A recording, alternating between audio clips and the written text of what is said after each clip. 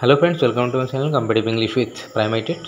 তো বন্ধুরা, আজকে 2017 সালের যে টেটের যে ওএমআর, তো সেই ওএমআর মামলা সংক্রান্ত আলোচনা করব। তো অবশ্যই শেষ পর্যন্ত শুনবে।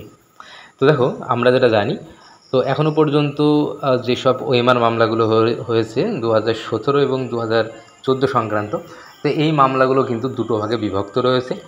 22 সাল পর্যন্ত যে মামলাগুলো রয়েছে, তো সেই মামলাগুলো শুনবেন রায় চট্টোপাধ্যায় ম্যাডাম, এবং তারপর থেকে বর্তমান পর্যন্ত যেসব মামলাগুলো রয়েছে সেগুলো সৌগত ভট্টাচার্য স্যার শুনবেন।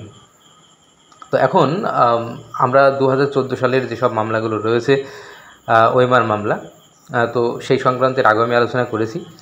তবে এই মুহূর্তে যে বিষয়টা জানা যাচ্ছে সেটা হলো 2014 ওএমআর টেটের যে ওএমআর, তো তার যে কেস, তো তার পাশাপাশি 2017 সালের ওএমআরের বিরুদ্ধে যে কেস রয়েছে, তো সেই কেসটাও কিন্তু এখন মামলাকারীরা খুব দ্রুত যেন তোলা হয়, তো তাই নিয়ে তারা কিন্তু একদম খুব তৎপর কিন্তু এই মুহূর্তে হতে শুরু করেছে।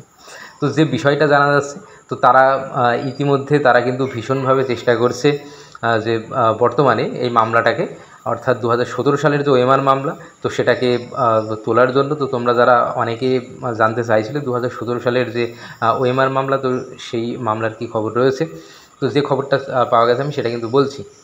তো 2017 সালের যে টেটের যে ওএমআর মামলা, তো সেই মামলাটাকে পিটিশনার যারা রয়েছেন, তো তারা কিন্তু তোলার জন্য ভীষণ তৎপর হয়েছেন। তবে বিচারক যে বিষয়টা জানিয়েছেন যে একদম সিরিয়াল অনুযায়ী, অর্থাৎ মামলাগুলো যে অনুযায়ী রয়েছে, তো সেই অনুযায়ী কিন্তু মামলাগুলো পরপর লিস্টে যেমন আসবে সেইভাবে কিন্তু উঠবে।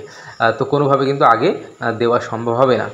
তো এখান থেকে একটা বিষয় যেটা উঠে আসছে, শুধুমাত্র 2014 না, 2014 টেটের পাশাপাশি 2017 টেটের যে ওএমআর কেস, তো সেটাও কিন্তু একদম চারিদিক দিয়ে যারা রয়েছে পিটিশনার, তো তারা কিন্তু এই মামলাটাকে খুব দ্রুত তুলতে চাইছে, এবং অবশ্যই তারা চাইবে খুব দ্রুত ফয়সালা যেন হয়।